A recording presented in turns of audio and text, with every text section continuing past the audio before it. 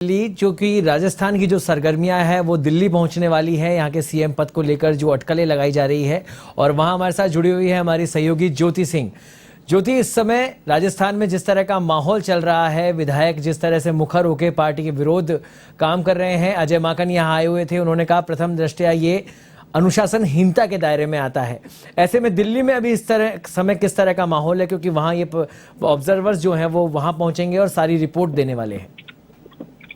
बिल्कुल सौरभ, देखिए राजस्थान में जिस तरीके की अभी हम सिचुएशन की बात करें, जहां पर एक तरफ मुख्यमंत्री अशोक गहलोत है, जो कि सोनिया गांधी कहे या फिर कहे कि पूरे गांधी परिवार के काफी करीबी माने जाते रहे हैं। और पिछले रविवार को यानी कि कल जिस तरीके से एक पूरा नाट्य रूपांतर या फिर जिस तरीके की तस्वीरें सामने निकल कर आई, वो काफी हैरान करने वाली है। क्योंकि जो 2020 में हुआ था 2 साल पहले के, एक तरफ सचिन पायलट गुट था और दूसरी तरफ गहलोत गुट था, तो उसे देखते हुए बिल्कुल वही सिचुएशन अभी सामने निकल कर आ रही है। और देखिए अब जो एक कहीं ना कहीं स्थिति जो है, अब सवाल ये भी खड़े हो रहे हैं कि क्या कांग्रेस ने जो गलती पंजाब में की थी, क्या वही सारी गलती राजस्थान में तो नहीं दोहरा दी जाएगी। लेकिन बहरहाल देखिए, अजय माकन और मल्लिकार्जुन खड़गे कल जयपुर पहुंचे हुए थे, जहां पर सभी विधायकों की बैठक होनी थी। लेकिन देर रात इंतजार के बाद करीब 10:30 बजे ये बैठक रद्द कर दी गई।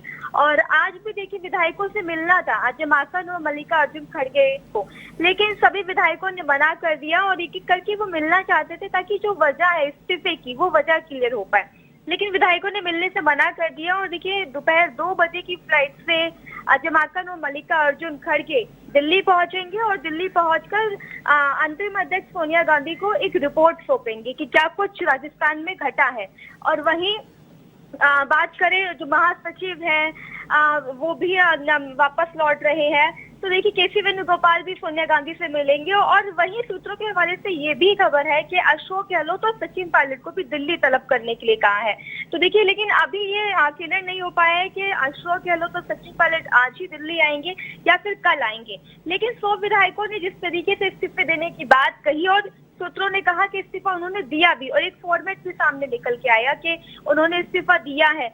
तो देखिए अब जब दिल्ली वापस लौट रहे हैं अजय माकन, मल्लिकार्जुन खड़गे और साथ ही साथ केरल से केसी वेणुगोपाल को भी बुला लिया गया है।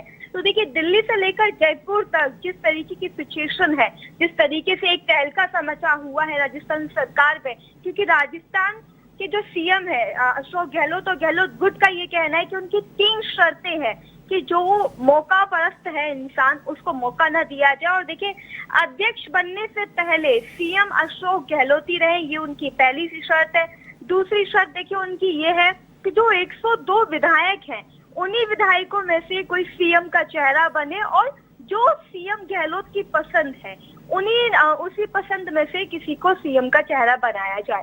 तो गहलोत गुट की ये मांगे है। और वहीं देखिए सचिन गुट की भी अपनी मांगे है। वो चाहते हैं कि अब सचिन पायलट के साथ इंसाफ किया जाए। उनको पहले से ही आला कमान की तरफ से ये कहा गया था कि अक्टूबर-नवंबर में उनको मुख्यमंत्री बनाया जाएगा। तो अब जब वक्त आ गया है तो अशोक गहलोत को राष्ट्रीय अध्यक्ष बना दिया जाए और राजस्थान का सीएम सचिन पायलट को बना दिया जाए। देखिए काफी गहमा गर्मी का माहौल इस वक्त देखने को मिल रहा है।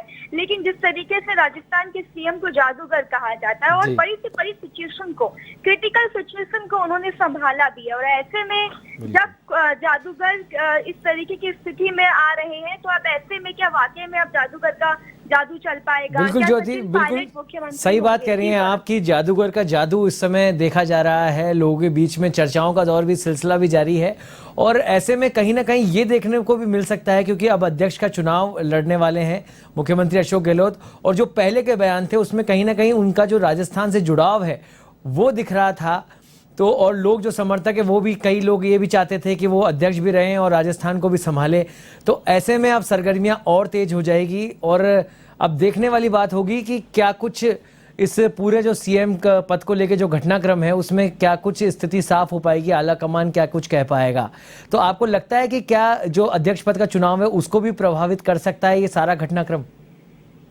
बिल्कुल, देखिए सोर्सेज के अकॉर्डिंग जिस तरीके की खबर आ रही है कि जिस तरीके के गहलोत गुट की जो शर्तें हैं और जो आला कमान की जो बातें थी वो बातें ना मानने की वजह से आला कमान में नाराजगी देखी जा रही है और इसीलिए अब दिल्ली तलब करने के लिए कह दिया है। लेकिन देखिए जिस तरीके से राजस्थान का जो लगाव है राजस्थान से सीएम अशोक गहलोत का, वो लगाव अभी वो नहीं छोड़ पा रहे हैं और कहीं ना कहीं गहलोत गुट के जो विधायक हैं, जो समर्थन देने वाले हैं, उनका कहना भी सही है क्योंकि वो कहीं ना कहीं ये मानते हैं कि 2020 में सरकार को बचाने में गहलोत जी का बहुत बड़ा हाथ था और ऐसे में सीएम का जब इतना बड़ा हाथ था तो उनकी पसंद से ही वहां पर जो सीएम है वो बनना चाहिए। और एक तरफ सीएम गुट का ये भी कहना है कि जब तक अध्यक्ष नहीं बन जाते हैं सीएम अशोक गहलोत तब तक वो इस्तीफा ना दें और उसके बाद फिर देखा जाएगा कि सीएम किसको बनाया जाता है। लेकिन जिस तरीके से अंतरिम अध्यक्ष और आलाकमान ने ये कह दिया है कि एक व्यक्ति एक पद वाला ही फॉर्मूला लागू होगा, इसलिए अगर वो अध्यक्ष पद का फॉर्म फिल करते हैं तो उन्हें सीएम पद से इस्तीफा देना होगा।